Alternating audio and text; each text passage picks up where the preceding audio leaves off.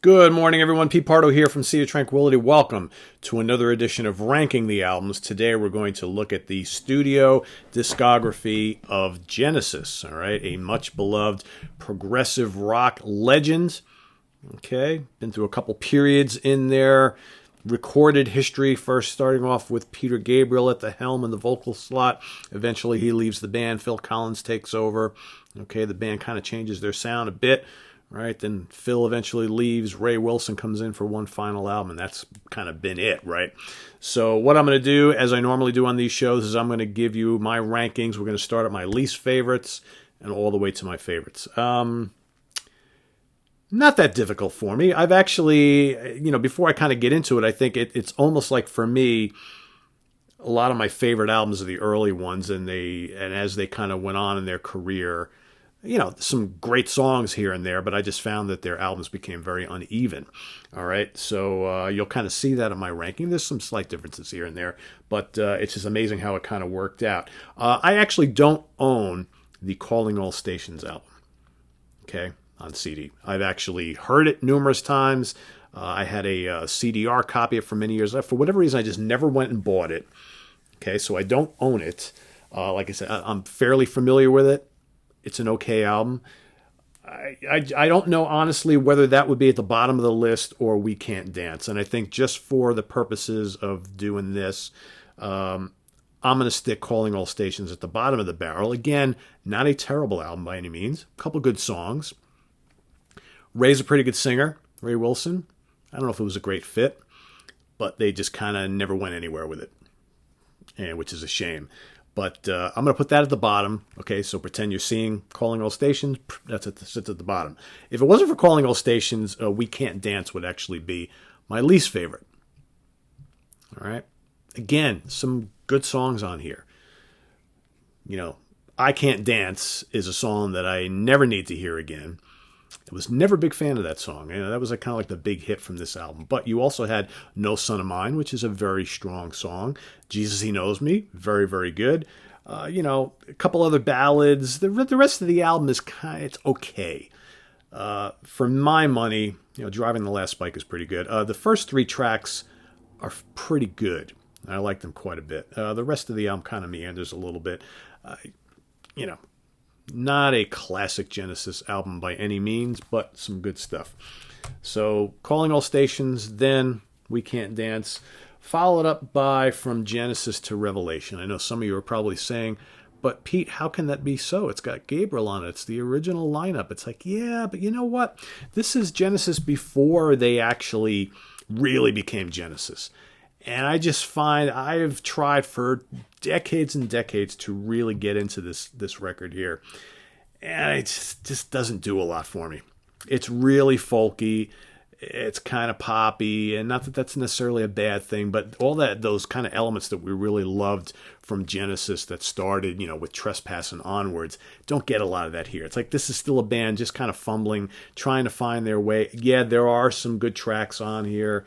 When the Sour Turns Sweet, obviously, pretty cool song in the beginning's not bad. A couple of other good ideas on here. Just overall, it's just one of those albums that I've really tried to get into, and it just doesn't do a lot for me. So that's coming next. All right, then we're going to go to Invisible Touch. All right. Title track notwithstanding, I'm not a huge fan of that. Land of Confusion. Kick-ass. Domino I love. You got to say Tonight, Tonight, Tonight, decent pop song. Throwing It All Away. There's some good songwriting in this album. A lot of good pop hooks. The Brazilian is fun. It's In Too Deep. I like it. Again, top shelf Genesis? No. But a good late 80s Genesis pop album? Yeah. Pretty good. As is this one, the self-titled, all right? This, for me, it's right around this time. I think with Abacab and this one is right when Genesis is really starting to lose a lot of their progginess, right? And just really going for like 80s pop hooks and just really, shooting for the rock anthems and, radio and MTV play and all that kind of stuff. But, Mama is awesome. That's All is a great tune. Home by the Sea I absolutely love. Illegal Alien, kind of fun. Taking It All Too Hard, again, another kind of cool, like kind of pop track. Just a Job to Do, quite good. I mean, there's some strong material on here. I think it's a solid album. Again, not the classic Genesis prog that we all kind of grew up loving, nor is this one. But again, some really, really good stuff on here. Abacab obviously is great. No Reply at All. Horns and whatnot. Still a catchy, catchy song. Keep It Dark, I absolutely love. I've always loved Keep It Dark. Okay, that's a very, very cool tune. What else? Man on the Corner, great song. It just, it's a very strong record. Again, moving away from there, you got to look at Genesis kind of like in two halves. There's the real proggy 70s stuff, and then there's all the 80s stuff, which is still, a lot of really great music. It's just not the same, right? It's like two different bands. All right, next up I'm going to go with And Then There Were Three. So obviously Hackett is gone now by this point, so it's just a trio. Some really excellent material on here. Down and Out, Ballad of Big, Snowbound, Deep in the Motherlode, right? A lot of cool stuff on here. You got the band really starting to think in terms of more mass acceptance. Okay, so a lot of the kind of hooks that would become prominent in their music, going forward, really starting to surface on here. But still enough prog for those old time fans. I dig it. It's a great sounding album. A lot of great tunes on here. I've always liked it. Ironically, though, I do like the follow up better. Because I bought this when it first came out. This is, of course, Duke, and this album really kind of hit home with me because I started to get into Genesis, after Gabriel was long gone. So it was with the release of this album that I really became a hardcore Genesis fan. Even though I had the Seconds Out live album. All right, that was my first introduction to Genesis, and I like that a lot. But I bought this shortly thereafter because when I got the Seconds Out, this was just getting ready to come out. Behind the Lines, Duchess, Man of Our Time is a great song. Misunderstanding, I got a couple of Turn It On Again. You got those couple radio tracks on here. Duke's Travels. I think a lot of really, really enjoyable tunes on here that, again, still hold enough of the proggy Genesis that we loved. But looking for more radio play. And they found that niche, right? I think with this album, and then there were three, Genesis were like, okay, we can still keep a little bit of the prog, but you know what? We want to get more mass acceptance. We know how to write a pop hook, right? Or a decent, memorable rock melody, whatever you want to call it. So I've always been a big fan of Duke. Next up, I'm going to go with Wind and Wuthering. Hackett's last stand with the band is a fine one. 11th Earl of Mar. Awesome stuff. One for the Vine. Your Own Special Way was kind of probably their first mainstream kind of semi-hit, right? Dig that. The Lovely Afterglow is on here. What a killer song. A lot of really, really great tracks. This is to me still top shelf Genesis.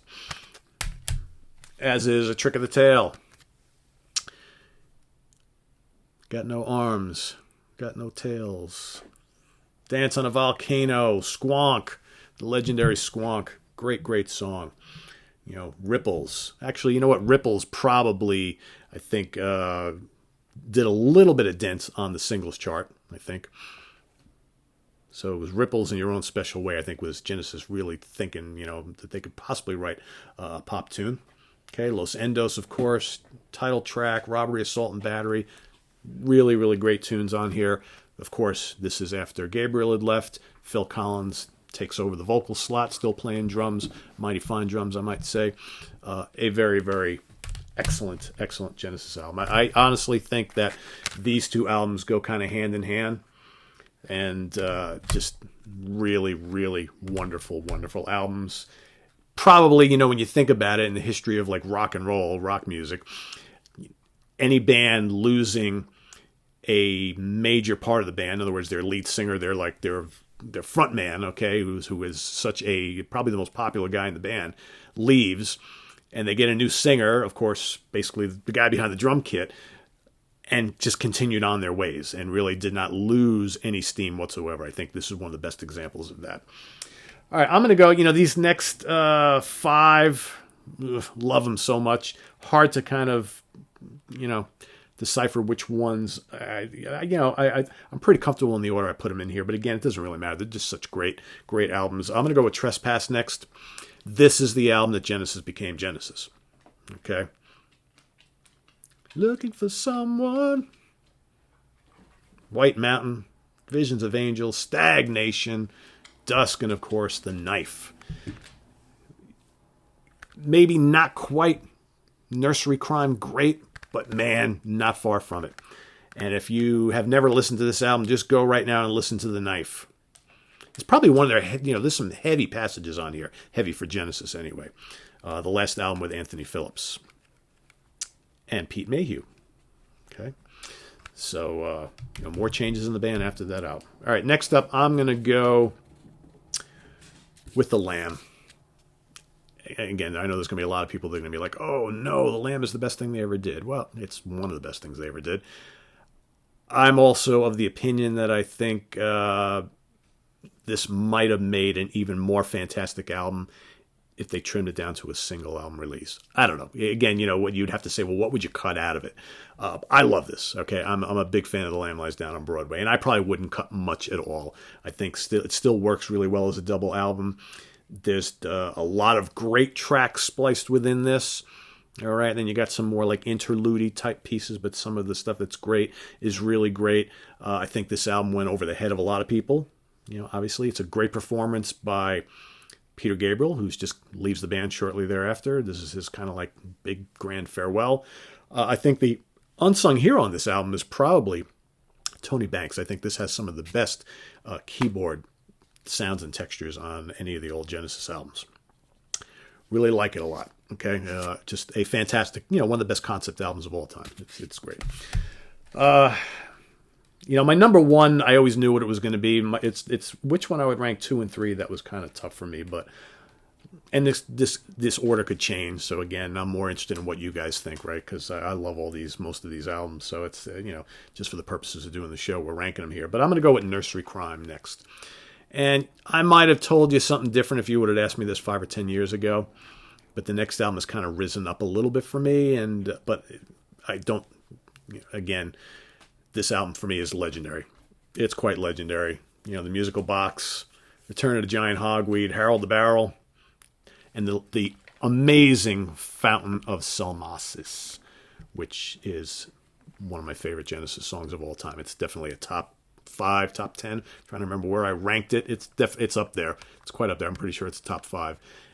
This is just such a really cool, different sounding album.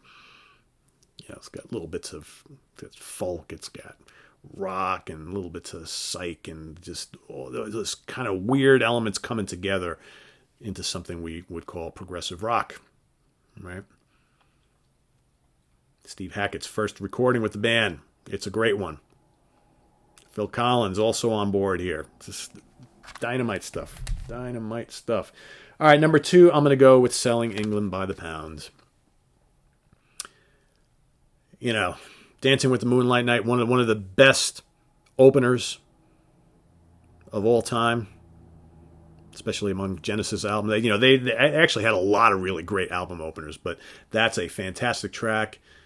I Know What I Like in Your Wardrobe. Firth the Fifth obviously is legendary for reasons. Got and a tremendous guitar solo from Mr. Hackett. All sorts of the great songs on here. The Battle of Epping Forest is epic indeed. Cinema Show, obviously, got some great vocals from Gabriel on there. Arguably, I've heard some people say this, I don't know what your opinions might be, but some people felt that Phil Collins' vocals on a lot of these older tracks on the Seconds Out album were actually better than Gabriel's.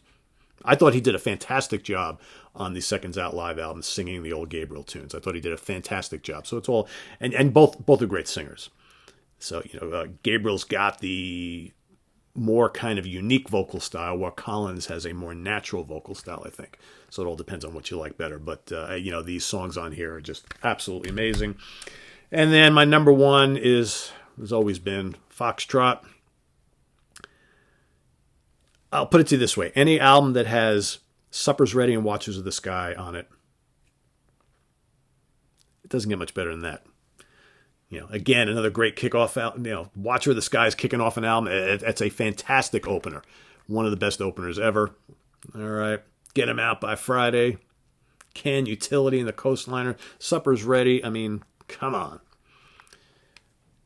One of my all-time favorite progressive rock albums.